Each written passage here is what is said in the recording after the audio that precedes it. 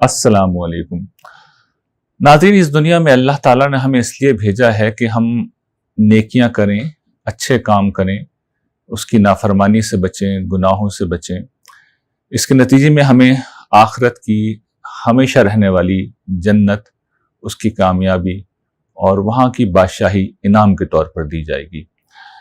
ये वो फ़ायदा है जो आखिरत का है, लेकिन इस दुनिया के पहलू से भी आप देखिए तो इस दुनिया में जितना अमन है, जितना सुकून है, जितनी खैर है, जितनी भलाई है, उसका एक ही सबब होता है, और वो ये कि लोग नेकियां करते हैं, गुनाहों से रुकते हैं, इखलाकी रवैये अख्तियार करते हैं, गैर इखलाकी रवैये से बचते हैं, खैर को खैर जान के उसको ज़िंदगी बनाते हैं और शर को शर समझ के उससे दूर रहते हैं। लेकिन होता यह है, मुशाहिदा ये है कि ज़िंदगी में अक्सर लोग, दुनिया में अक्सर लोग गुनाहों की तरफ माइल होते हैं, राग़िब होते हैं और नेकियों से रुकते हैं। ये सूरत हाल इस दर्जे में हो जाती है कि कुरान मजीद में एक मुकाम पर अल्लाह ताला को ये कहना पड़ा, वलक़द ज़राना ली जहन्नम कसीरम मिनल जिन्नि वल इंस। हमने, ऐसा लगता है कि इंसानों की अक्सरियत को और जिन्नों की अक्सरियत को पैदा ही जहन्नुम के लिए किया है, और उसकी वजह लोगों का रवैया है। आज की इस गुफ्तगू में बहुत इख्तिसार के साथ मैं ये कोशिश करूँगा कि आपको ये बताऊँ कि वो क्या तरीका है जिससे हम गुनाहों से बच सकते हैं, नेकियों की तरफ राग़िब हो सकते हैं, और किस तरीके से हम उन दो चीज़ों पर हम काबू पा सकते हैं, उन दो चीज़ों के शर से हम बच सकते हैं जो हमें गुनाहों की तरफ लेके जाने वाली हैं और नेकियों से हमें रोकने वाली हैं। ये दो चीज़ें हैं, नफ्स और शैतान। देखिए, नफ्स इंसानी शख्सियत का मजमूई नाम है। कुरान मजीद ने इसको इसी तरह बयान किया है, लेकिन इस गुफ्तगू में जब मैं नफ्स का लफ्ज़ बोल रहा हूँ तो वहाँ मेरी मुराद इंसान का ये हैवानी वजूद है। ये हैवानी वजूद हमारी शनाख्त है, हमारी असल है, हमारी ज़िंदगी का सबब है। इसको ज़िंदगी मिलती रहे, इसको तमन्नाई मिलती रहे, इस गर्ज से अल्लाह ताला ने इसके अंदर कुछ जिबिल्लतें पैदा की हैं। ये जिबिल्लतें क्या हैं? इनको आप यूँ समझिए कि भूख की जिबिल्लत है। भूख की जिबिल्लत ना हो तो हम मर जाएंगे, हमें तवानाई नहीं मिलेगी। जिन्स की जिबिल्लत है, ये जिबिल्लत ना हो तो एक नस्ल के बाद हमारा खात्मा हो जाएगा। इसी तरीके से हमारे अंदर गुस्सा है, एग्रेशन है, ये चीज़ें ना हो तो हम अपने वजूद के लिए, इसके दिफा के लिए जद्दोजहद नहीं करेंगे, और ये तीनों चीज़ें अगर ना हो तो ज़िंदगी ख़त्म हो जाएगी। तो इन चीज़ों की बड़ी हिकमत है, बड़ी मसलहत है, लेकिन ये चीज़ें अंधी होती हैं और ये खैर और शर के शऊर के बगैर अपना काम करती हैं। इनको अगर इस पहलू से आपको देखना हो तो जानवरों में देख लीजिए। जानवर जब कोई खुराक की तलाश करता है, अगर आपके घर में कोई बकरी है और कोई बकरा है, तो आप ये देखेंगे कि उसको ग़िज़ा चाहिए।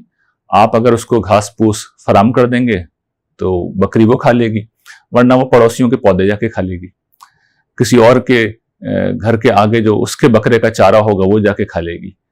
तो बकरों के लिए, बकरियों के लिए, मवेशियों के लिए, जानवरों के लिए खैर और शर का शऊर कोई हैसियत नहीं रखता। वो चीज़ों पर मादी नफ़ा व ज़रर के पहलू से हुक्म लगाते हैं कि क्या चीज़ उनकी हैवानी और मादी ज़रूरत है और क्या नहीं है। इखलाकी सवाल उनके यहाँ पैदा नहीं होता, ये सवाल हमारे यहाँ पैदा होता है। और जब हमारे अंदर कोई ख्वाहिश पैदा होती है, हमें कोई ज़रूरत किसी चीज़ की होती है, हमारे अंदर अनानियत बेदार होती है, हमें गुस्सा आता है, तो हमारी फितरत जो बहुत पाकीज़ा है और हमारा ज़मीर जिसके अंदर खैर व शर का शऊर है, वो हमें तवज्जो दिलाता है कि चीज़ों पर इखलाकी पहलू से भी तवज्जो देनी चाहिए। तो हम ये देखते हैं कि क्या चीज़ जायज़ है, क्या नाजायज़ है, यानी किस चीज़ की ज़रूरत है या ज़रूरत नहीं है। उसके साथ ये बहस भी हमारी फ़ौरन पैदा हो जाती है कि क्या चीज़ जायज़ है या नाजायज़ है। इसके नतीजे में अक्सर ऐसा होता है कि हम अपनी ज़रूरियात पूरी करने में, अपनी ख्वाहिशात पूरी करने में और इसी तरीके से अपने गुस्से के इजहार में हम इस चीज़ को हमेशा मलहूज़ रखते हैं कि हमसे खुदा की नाफरमानी का कोई काम ना हो, गुनाह का कोई काम ना हो। हम जिना ना करें, हम चोरी ना करें, हम झूठ ना बोलें, हम लोगों का मजाक ना उड़ाएं, हम तकब्बुर ना करें, हम लोगों को हकीर ना समझें, लोगों की जान माल आबरू को हम नुकसान ना पहुंचाएं। तो ये हमारी कोशिश होती है और ये हमारा नफ्स है। इस तरीके से हमारे अंदर गोया कि एक सिस्टम है जो दुनिया में जिंदगी गुजारने में हमारी मदद करता है। लेकिन देखिए होता क्या है, जिन लोगों की फितरत कमजोर हो जाती है, छोटे छोटे गुनाह करते हैं, उनकी फितरत कमजोर हो जाती है। कुछ लोग ऐसे होते हैं जिनकी तरबियत नहीं हुई भी होती, कुछ लोग ऐसे होते हैं کہ جن کی صحبت خراب ہوتی ہے. ایسے لوگوں میں ہوتا یہ ہے کہ جب کوئی ضرورت ہوتی ہے، جب کوئی خواہش بیدار ہوتی ہے، جب انہیں غصہ آتا ہے تو پھر وہ گناہ کر بیٹھتے ہیں، وہ حدود کو پامال کر جاتے ہیں، وہ اخلاقی آواز کو دبا دیتے ہیں، خدا کی نافرمانی کا ارتکاب کرتے ہیں. یا پھر یہ ہوتا ہے کہ انسانی نفس کے اندر چونکہ لذت پسندی ہے، خواہش پرستی ہے اس کے اندر، وہ سیلفش واقع ہوا ہے اور وہ چیزوں کو آسان انداز میں کرنا چاہتا ہے، تو نیکی کی جو چڑھائی ہے انسان اس چڑھائی کو نہیں چڑھتا. تو ہم نیکی سے بھی رکتے ہیں، ہم گناہوں کا بھی ارتکاب کرتے ہیں. اور جب یہ ہم کرتے رہتے ہیں اور یہ چیز ہماری زندگی بن جاتی ہے تو پھر ایک وقت آتا ہے کہ ہماری فطرت مسخ ہو جاتی ہے اور ہم خود شیطان بن جاتے ہیں. ہم خود شیطان بن جاتے ہیں. اور ایک دم سے کوئی شخص شیطان نہیں بنتا، اس کے پہلے بھی ایک مرحلہ ہوتا ہے، وہ میں چاہتا ہوں کہ اب میں آپ کے سامنے گفتگو کے اگلے حصے میں رکھوں. دیکھیں، جس وقت ہمارے اندر خواہش بیدار ہوتی ہے، کوئی ضرورت ہم اس کی تسکین کرنا چاہتے ہیں اور ہماری جبلت سر اٹھاتی ہیں، تو ایسا نہیں ہوتا جیسے کہ میں نے عرض کیا کہ اسٹریٹ اوے معاملہ ہو جاتا ہے. ضمیر ایک صدا بلند کرتا ہے، خیر و شر کی ایک کشمکش ہے جو ہمارے اندر پیدا ہوتی ہے. تو جس وقت یہ کشمکش پیدا ہو اور ہم پوری قوت کے ساتھ اس کو نہ کچلیں، یعنی اچھی تربیت ہو تو ہم کچل دیں گے فوراً، لیکن جس وقت ہم اسے موقع دے دیں، ڈھیل دے دیں، ہماری فطرت ذرا کمزور ہو چکی ہو، تو پھر ہوتا یہ ہے کہ شیاطین کو موقع مل جاتا ہے. اس موقع پر شیاطین آتے ہیں. قرآن بتاتا ہے کہ یہ جنوں میں سے بھی ہوتے ہیں، یہ انسانوں میں سے بھی ہوتے ہیں، من الجنتی والناس. اور جنوں کے متعلق تو آپ جانتے ہیں، ان کا سردار ابلیس جس نے اللہ کے حضور کھڑے ہو کر بغاوت کی تھی، تو قرآن مجید نے بتایا ہے سورہ اعراف میں، انہ یراکم ہوا وقبیلہ من حیث لا ترونہم، کہ وہ اس کا قبیلہ، اس کی ذریت، اس کی اولاد، اس کے کنبے کے لوگ تمہیں وہاں سے دیکھتے ہیں جہاں سے تم انہیں نہیں دیکھ پاتے. تو وہ ہمارے اوپر حملہ آور ہوتے ہیں، اور انسانوں کی شکل میں وہ ہمارے بعض اوقات برے دوست ہوتے ہیں، برے لوگ ہوتے ہیں، برے لیڈر ہوتے ہیں. وہ وسوسہ انگیزی کرتے ہیں، وہ آ کے ہمیں اس کشمکش میں برائی کی طرف لے کے جانا شروع ہو جاتے ہیں. تو چنانچہ ہم جب شیاطین کی باتوں میں آ جاتے ہیں تو ہم پھر گناہ کا بآسانی ارتکاب کر دیتے ہیں. ان شیاطین کے دو ہتھیار ہوتے ہیں، میں چاہتا ہوں کہ اس پہ بھی آپ کو تھوڑا سا متنبہ کروں.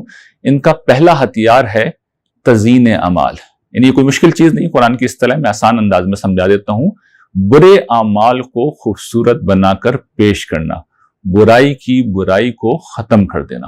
چنانچہ جس وقت ہمارے دل میں گناہ کی خواہش پیدا ہوتی ہے تو یہ ضرورت ہوتی ہے، تو شیطان آ کے ہمیں یہ بتاتا ہے کہ یہ جو تمہارے ضمیر کی آواز ہے کہ جو حلال مال کے پیچھے تم جا رہے ہو اور حرام مال کو برا سمجھ کے تم چھوڑ رہے ہو، تو بھائی اس وقت تو یہی زمانے کا دستور ہے، اس کے بغیر گزارا ممکن نہیں. اس دفتر میں تم کام کیسے کرو گے؟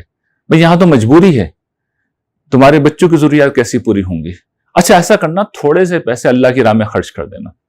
تو 10 طریقوں سے یہ وسوسہ انگیزی ہے جو شیاطین بھی کرتے ہیں اور انسان بھی کرتے ہیں، برے انسان بھی کرتے ہیں. تو تزیین اعمال ہے. اور پھر ایک وقت آتا ہے کہ یہ برائی ہماری نگاہوں میں اتنی اٹریکٹیو ہو جاتی ہے کہ وہ گرچہ بظاہر اتنی اٹریکٹیو نہیں ہوتی، لیکن ہمیں بہت زیادہ اٹریکٹیو لگنے لگتی ہے. انسان جب کسی بدکاری کی طرف مائل ہوتا ہے تو بارہ ہم نے دیکھا ہے، مشاہدہ ہے کہ ایک عام سی عورت بھی اس کی نگاہوں میں بہت حسین بنا دی جاتی ہے، اس لیے کہ وہاں مواقع ہوتے ہیں زنا کرنے کے. تو انسان پھر گناہوں کی طرف آسانی سے راغب ہو سکتا ہے. تو شیطان تزیین اعمال میں یہ بھی کرتے ہیں کہ اس گناہ کی چیز کو اتنا خوبصورت بنا دیتے ہیں کہ آدمی کا دل بے اختیار اس طرف مائل ہوتا ہے. تو یہ شیاطین کے وار کرنے کا ایک طریقہ. اور دوسرا میں نے اس کا ذکر کر بھی دیا ہے بالواسطہ طور پر، وسوسہ انگیزی. وسوسے کا مطلب یہ ہے کہ وہ ایک دفعہ کوئی خیال نہیں ڈالتے، بلکہ وہ بار بار حملہ کرتے ہیں، بار بار آتے ہیں، بار بار اس خیال کو تازہ کرتے ہیں. کبھی ایک راستے سے، کبھی دوسرے راستے سے. آپ ایک وقت دھکیل دیں گے، تھوڑی دیر میں آ جائیں گے. آپ دوسری دفعہ دھکیل دیں گے، تیسری دفعہ آ جائیں گے. اور پھر انسانوں میں سے بھی ہم دیکھتے ہیں یہ جو بہت سے لیڈر ہوتے ہیں جو مثال کے طور پر اریانی کو ایک اچھی چیز بنا کے پیش کرتے ہیں، اس کے حق میں دلائل گھڑتے ہیں، تقریریں کرتے ہیں. اسی طریقے سے جو ہم سیاست میں دیکھتے ہیں کہ لوگ پروپیگنڈا کرتے ہیں، جھوٹا پروپیگنڈا کرتے ہیں، جھوٹ کو سچ بنا دیتے ہیں، شر کو خیر بنا دیتے ہیں، صرف ایک پہلو کی طرف توجہ دلاتے ہیں، باقی ساری چیزوں کے حوالے سے لوگوں کو بلائنڈ کر دیتے ہیں. تو یہ بھی وہ گویا کہ انسان کی کھال میں بیٹھے ہوئے شیاطین ہوتے ہیں جو ٹی وی پہ بھی آپ کو نظر آتے ہیں، جو لکھ بھی رہے ہوتے ہیں، لیکن اپنے ضمیر کو یہ مار چکے ہوتے ہیں، یہ بک چکے ہوتے ہیں اور یہ شیطان بن جاتے ہیں. تو یہ دانشور بھی ہوتے ہیں، یہ مفکرین بھی ہوتے ہیں، یہ لیڈر بھی ہوتے ہیں، یہ عام لوگ بھی ہوتے ہیں. تو ہم ایک واقعے سے اب یہ دیکھیں گے کہ کس طرح شیاطین کام کرتے ہیں۔ یہ واقعہ ہے حضرت یوسف علیہ السلام کا۔ دیکھیے ان کے معاملے میں یہ خاتون جو تھی عزیز مصر کی جو بیگم تھی وہ شیطان بن گئی تھی، یعنی اس کا نفس اس کے اوپر اس طرح غالب آ چکا تھا، اس کی فطرت اس طرح مسک ہو چکی تھی کہ اس نے ساری حدود کو پامال کر کر حضرت یوسف علیہ السلام کو گناہ کی طرف بلایا۔ یہ وہ موقع تھا کہ قرآن یہ بتاتا ہے کہ حضرت یوسف علیہ السلام بھی ظاہر کہ نوجوان انسان تھے، اور اس گھر کے اندر گرچہ بہت غیر معمولی شخصیت تھے لیکن بہرحال اس خاتون کے ماتحت تھے، تو اس کا امکان تھا کہ وہ بھی کچھ نہ کچھ مائل ہو جاتے، لیکن ان کے اندر کی فطرت بہت مضبوط تھی، اور اس سے پہلے کہ ان کے قدم ڈگمگاتے اللہ تعالیٰ نے ان کی اس فطرت کو ایک برہان کی شکل میں، ایک دلیل کی شکل میں ان کے سامنے زندہ کر دیا، اور انہوں نے ایک بالکل اخلاقی بات کی کہ یہ کسی طور پہ بھی جائز کام نہیں ہے، اس لیے کہ ایک شخص نے میرے ساتھ بھلائی کی ہے۔ یعنی میں اپنے حوالے سے یہ بات بتا رہا ہوں، یہ مت سمجھے گا کہ حضرت یوسف علیہ السلام کا جو تھاٹ پروسیس ہے وہ میں سمجھا رہا ہوں کہ میں خود زنا کر لوں، میں خود بدکاری کر لوں، میں جوان بھی ہوں، میری ضرورت بھی ہے، مالکن مجبور کر رہی ہے، سب کچھ ہے، لیکن وہ شخص جس نے میرے ساتھ اتنی بھلائی کی ہے، اتنا احسان کیا ہے، مجھے غلامی سے چھڑایا، بیٹا بنا کے رکھا، اتنی عزت دی، کیا میں اس درجے کی اخلاقی پستی میں گر جاؤں کہ بدکاری کے لیے بھی مجھے ملے تو اسی کا گھر ملے؟ تو یہ آرگومنٹ تھا جو اس موقع پہ انہوں نے کیا، اور یہ وہ برہان تھی، یہ دلیل تھی جو انہیں اخلاقی وجود کی ان کی یہ خیر تھی جس نے انہیں اس برائی سے بچا لیا۔ اور پھر اس کے بعد جس کردار کا انہوں نے ثبوت دیا کہ وہاں جو اور عورتیں تھیں انہوں نے بھی آپ کو کوشش کی، اور جس وقت بادشاہ کے دربار میں پیش ہوئے تو ان عورتوں نے مانا کہ ہم نے اس کو ورگلانے کی کوشش کی لیکن یہ بچ گیا۔ تو ان سب عورتوں نے حضرت یوسف علیہ السلام کو ورگلانے کی کوشش کی، گویا کہ ایک پورا شیطانی مشن تھا جو ان کے خلاف جاری تھا۔ انہوں نے کوئی ایکسکیوز نہیں بنایا، انہوں نے اپنے لیے کوئی عذر نہیں تراشا، بلکہ اس درجے میں وہ گئے کہ مجھے جیل جانا پسند ہے بجائے اس کے کہ میں اس برائی میں مبتلا ہو جاؤں۔ تو شیاطین اس طریقے سے لوگوں کو گھیرتے ہیں۔ آدمی اگر مضبوط ہے، سالڈ ہے، خدا کا نیک بندہ ہے تو خدا کی مدد بھی آتی ہے، اور پھر اللہ تعالیٰ کی طرف سے اسے بچا بھی لیا جاتا ہے، اس کی اپنی فطرت زندہ ہو جاتی ہے۔ عام آدمی ہوتا ہے، کمزور ہو جاتا ہے، تو شیطان کی اس طرح کی طاقت سے، اس طرح کے حملوں سے وہ گناہوں کا شکار ہو جاتا ہے۔ اچھا، شیاطین کا ایک طریقہ تو یہ ہے کہ جس وقت وہ انسان میں کشمکش پیدا ہو رہی ہے اس وقت حملہ آور ہو جاتے ہیں۔ ان کا دوسرا طریقہ، جیسا کہ میں نے عرض کیا کہ یوسف علیہ السلام کے حوالے سے یہ تھا کہ وہ نیک لوگوں کو ٹارگٹ کرتے ہیں۔ تیسرا ان کا طریقہ یہ ہوتا ہے، بہت خوفناک طریقہ ہے، کہ وہ نیکیوں کے روپ میں انسان کے پاس آتے ہیں۔ یہ جو دین میں جتنی بدعتیں آپ دیکھتے ہیں، دین میں اگر آپ دیکھیں قرآن مجید میں بہت بڑا گناہ ہے، 5 جو بڑے جرائم قرآن مجید نے سورہ اعراف میں گنوائے ہیں، اس میں ایک بہت بڑا گناہ یہ ہے ان تقولوا علی اللہ ما لا تعلمون، کہ تم دین بناؤ اور اسے اللہ کی طرف منسوب کر دو۔ یہ دین ہے، یہ شریعت ہے، یہ اللہ کا حکم ہے، یہ رسول کا فرمان ہے۔ تو یہ جو دین سازی ہے، یہ جو شریعت سازی ہے، قرآن مجید نے اس کو بہت سخت کنڈیم کیا ہے۔ سورہ نام کا تو موضوع یہی ہے کہ بتایا جائے کہ یہ جو شریعت سازی ہے یہ کتنا بڑا جرم ہے۔ تو اس طرح کی بدعتیں ہیں، یہ نیکی کے راستے سے آ رہا ہے۔ قرآن یہ بتاتا ہے کہ شیاطین جو ہیں وہ نیکی کے راستے سے آتے ہیں، اور ہمیں یہ اس پہ آمادہ کرتے ہیں کہ ہم ایک دین گھڑیں اور اسے اللہ اور اس کے رسول کے نام پر بیان کرنا شروع کر دیں۔ تو یہ ایک طریقہ ہے۔ دوسرا طریقہ یہ ہے کہ حمیت دین کی بیدار کرتا ہے کہ بھئی فلاں عالم ہے، وہ گمراہی پھیلا رہا ہے، اب ہم اس کے خلاف فتوے دینے شروع کر دیتے ہیں۔ ہم یہ بھول جاتے ہیں کہ ہمیں حق نہیں ہے، ہمیں کسی انسان کے بارے میں کوئی رائے دینے کا حق نہیں ہے۔ ہم افکار پہ بات کر سکتے ہیں، نظریات پہ بات کر سکتے ہیں، آراء پہ بات کر سکتے ہیں، ہم اختلاف کر سکتے ہیں، ہم تنقید کر سکتے ہیں، لیکن فرد کا فیصلہ کر دیں یہ ممکن نہیں ہے۔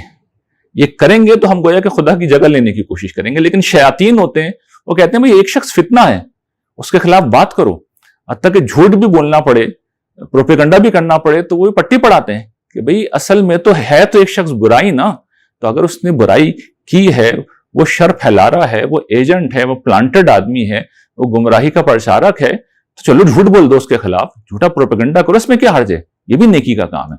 تو شیاطین اس طریقے سے بھی آتے ہیں۔